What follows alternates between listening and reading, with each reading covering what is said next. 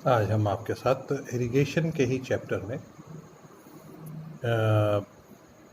हम अभी तक पिछले क्लासेस में हम आपको बता चुके हैं कि मेथड ऑफ इरिगेशन में 4 तरीके की इरिगेशन होती हैं। एक सरफेस इरिगेशन, दूसरा सब सरफेस इरिगेशन, तीसरा स्प्रिंकलर इरिगेशन और चौथा है ड्रिप इरिगेशन। अभी तक मैं सरफेस और सब सरफेस इरिगेशन के बारे में हमने आपको बता दिया। आज हम आपको स्प्रिंकलर इरिगेशन और ड्रिप इरिगेशन के बारे में बताएंगे। स्प्रिंकलर इरिगेशन जो होता है बेसिकली जहाँ अधिकतर ढालू क्षेत्र हो या रेतीली भूमियाँ हो या उन क्षेत्रों में जहाँ पर मृदा का कटाव ज़्यादा होता है, हम इसको इस्तेमाल करते हैं।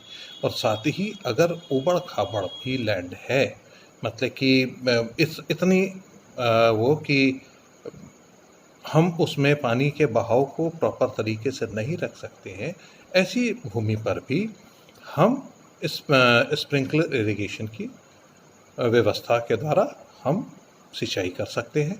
और इसके अंदर पाइप को पूरे खेत में बिछाया जाता है और उसको मेन पाइप से जोड़ा जाता है और उसमें प्रेशर 15 पाउंड पर स्क्वायर इंच के हिसाब से रखा जाता है और उस प्रेशर को पूरे खेत में मेंटेन करते हैं। और उसमें उसके थ्रू उस ऊपर पाइप से जोड़ने के बाद एक ऊपर की तरफ वर्टिकल पाइप लोहे का लगाया जाता है जिसके ऊपर नोजल लगा होता है। और जब ये इस 15 पाउंड पर स्क्वायर इंच के प्रेशर के साथ पानी उस नोजल पर आता है तो पानी एक बौछार के रूप में, एक बारिश के रूप में आसपास के एरिया को तकरीबन मैं समझता हूँ कि आप 6 फीट से 7 फीट के एक रेंज को आप एक सरकमफ्रेंस, एक मतलब कि रेडियस मान लें, एक रेडियस 6 फीट का अगर रख लें तो 6 दूनी 12 फीट का एक पूरा डायमीटर है। उसको उतने एरिया को वो एक नोजल के द्वारा हम सिंचाई करते हैं। तो कई एक नोजल हमको खेत के अंदर लगाने पड़ते हैं, उसके द्वारा हम सिंचाई करते हैं। और वो नोजल 2 तरीके के होते हैं, एक स्थिर होता है और एक घूमने वाला होता है, नाचता है। तो 2 तरीके के नोजल से हम स्प्रिंकलर इरिगेशन को खेत के अंदर उससे सिंचाई कर सकते हैं। ये लेकिन ये है कि इसको पूरे बिछाने में ये एक एक्सपेंसिव मेथड है और साथ ही इसके अंतर्गत ज़्यादा तेज़ अगर हवा चलती है तो क्योंकि बौछार के रूप में होता है तो पानी को इधर उधर हटा देती है और प्रॉपर तरीके से इरिगेशन नहीं होती है। और अगर 15 किलोमीटर से ज़्यादा की अगर हवा है तो उसमें इस इरिगेशन को कर पाना पॉसिबल नहीं होता। और क्योंकि अगर स्थिर वाला हमने लिया या फिर अगर पूरे खेत में एक जगह पर हम 12 फीट के रेडियस को अगर हम डायमीटर को अगर हम लेते हैं और लेकर के उतने एरिया में अगर हम इरिगेशन करते हैं तो बराबर उस जगह पर पानी गिरने से कभी कभी पौधों को नुकसान होने लगता है। इस विधि से उनकी गुणवत्ता, फसलों की गुणवत्ता के ऊपर प्रतिकूल प्रभाव पड़ता है और जो पौधों के हम बचाव के लिए जो भी फंजीसाइड या इंसेक्टिसाइड डालते हैं वो धुल जाते हैं तो पौधों को नुकसान पहुंचता है। तो ऐसी मेथड को बस ये इसका एक फ़ायदा ये है, इस मेथड में फ़ायदा ये है कि कम से कम पानी की मात्रा के द्वारा ज़्यादा से ज़्यादा एरिया में हम अब सिंचाई कर सकते हैं। इसके द्वारा हम हर एक चीज़ को, और अगर हम इसको देखें तो हम इसको पूरी रीति से पूरे भारतवर्ष में अभी तक नहीं अपनाया गया है। इसको अगर हम इस तरीके से हम समझ सकते हैं कि हरियाणा में 29.97%, राजस्थान में 25.99% और यूपी में मात्र 0.61% बौछारी सिंचाई या स्प्रिंकलर इरिगेशन के द्वारा सिंचाई की जाती है।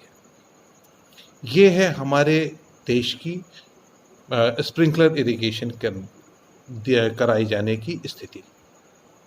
लेकिन बस इसमें एक प्लस पॉइंट ये है कि हम पानी बचा ले जाते हैं हम बौछार के द्वारा जितना एरिया है उस एरिया में हम बौछार के द्वारा पानी देते हैं, तो भूमि का कटाव नहीं होता और एक समान रूप से उतने एरिया में हम सिंचाई कर लेते हैं। इसके लाभ क्या हैं? अगर हम इसको इस बौछारी सिंचाई के लाभ देखें तो कम जल आवश्यकता वाली फसलों के लिए ये उपयोगी है। इस विधि के द्वारा बहुत कम पानी की हानि होती है। जल की को आवश्यकता अनुसार दिया जा सकता है तथा कम जल से अधिक क्षेत्र को सिंचित किया जा सकता है। चौथा, बलुई भूमि के लिए अधिक उपयोगी है। पांचवा, ऊंचे नीचे ढालू क्षेत्र के लिए एवं पानी की कमी वाले क्षेत्रों के लिए यह सर्वोत्तम विधि है। ऊंचे नीचे ढालू यानी कोई ऊबड़ खाबड़ ढालू क्षेत्र के लिए ये बेस्ट इरिगेशन है और ये उर्वरक और कीटनाशक रसायनों का सिंचाई के साथ प्रयोग संभव है, क्योंकि नोजल से वो छिड़कता है तो हमने उसके अंदर कीटनाशक या हमने उर्वरक उसके अंदर घोल बना करके डाल दिया तो वो उस एरिया में उसको स्प्रेड कर सकता है। अब दूसरा, ड्रिप इरिगेशन। इसकी ड्रिप इरिगेशन का आविष्कार इजराइल में हुआ। ड्रिप इरिगेशन का आविष्कार इजराइल में हुआ और इस विधि का प्रचलन इजराइल में ही ज़्यादा है, क्योंकि उसके पीछे रीज़न है, क्योंकि इस विधि का प्रयोग उन सभी क्षेत्रों में किया जाता है जहां पानी की कमी है और जल लवणीय है, और ऐसा इजराइल के अंदर बहुत है। इस विधि से जल को पौधों की जड़ों तक बूंद बूंद करके पहुंचाया जाता है। वहीं टपकाते थे, एक बूंद बूंद करके पानी टपकता है वहां पर जड़ों के पास, अर्थात पाइप के माध्यम से पानी को पौधे की जड़ों में डाला जाता है। इस विधि से प्रत्येक पौधे के पास प्लास्टिक का पाइप लगा दिया जाता है, यानी कि ये हर एक पौधे के पास प्लास्टिक का पाइप लगा दिया जाना, तो एक इससे आप एक सीधी सी बात इस चीज़ को समझ लीजिए कि ये खेती बागबानी के जो पौधे हैं उनके लिए ये विधि उचित है। खेती के लिए जिसमें कि हम फसल उगाते हैं, हर पौधे के पास पाइप पहुंचाना मुश्किल है। तो ये विधि बेसिकली बागबानी में या फिर आपके गार्डन्स में, बगीचे में, बागों में और बगीचों में जहाँ कि हम फूल की खेती करते हैं, जहाँ हम फलों की खेती करते हैं, वहाँ पर इस विधि से हम खेती बड़े उत्तम तरीके से कर सकते हैं। और इसमें सबसे बड़ी खूबी ये है कि इसमें पानी की मात्रा बहुत कम लगती है और बहुत ही उपयोगी विधि है। अब इसको अगर हम इस तरह से समझ लें, इसका जो हम प्लास्टिक का पाइप लगाते हैं, इसका संबंध मेन पाइप से कर दिया जाता है कि उसमें प्रेशर से हर जगह तक इतना आए कि बूंद बूंद पानी टपकता रहे। और यह सिंचाई की सबसे कुशल और प्रभावी विधि है, क्योंकि इसमें पौधों के जड़ क्षेत्र में नमी हम सीधे पहुंचाते हैं, बराबर मिलती रहती है।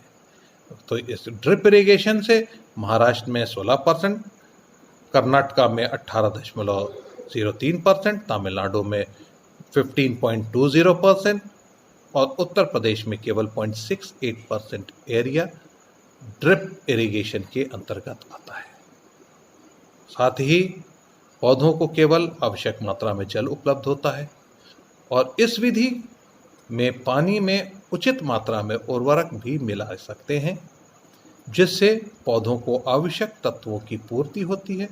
इस प्रकार उर्वरक की कम मात्रा से अधिक लाभ मिलता है। इस विधि के प्रारंभ में पाइप बिछाने में खर्च अधिक आता है। ये तो मानी हुई बात है कि अगर हम पाइप बिछाएंगे तो खर्च ज़्यादा आएगा, लेकिन एक प्लस पॉइंट ये है कि कम पानी में हम ज़्यादा क्षेत्र को हम कर सकते हैं, डायरेक्ट पानी को हम उसके जड़ तक पहुंचा सकते हैं। और साथ ही सबसे बड़ी चीज़ क्या है कि हम उर्वरक को भी हम घोल करके उसके जड़ों के पास तक स्ट्रेट अवे हम दे सकते हैं, ताकि पौधे उर्वरक और पानी एक साथ अपने अंदर स्टोर कर लें और ज़्यादा पानी का खर्चा भी ना हो। आज हम आपके साथ यहीं पर हम ख़त्म करते हैं। आज के दिन आपके मेथड ऑफ इरिगेशन में चारों आपका समाप्त हुआ। सरफेस इरिगेशन, आपका सब सरफेस इरिगेशन, स्प्रिंकलर इरिगेशन और ड्रिप इरिगेशन, और इसके बाद हम इसके ऊपर आप कल क्वेश्चन करेंगे। आज के लिए इतना।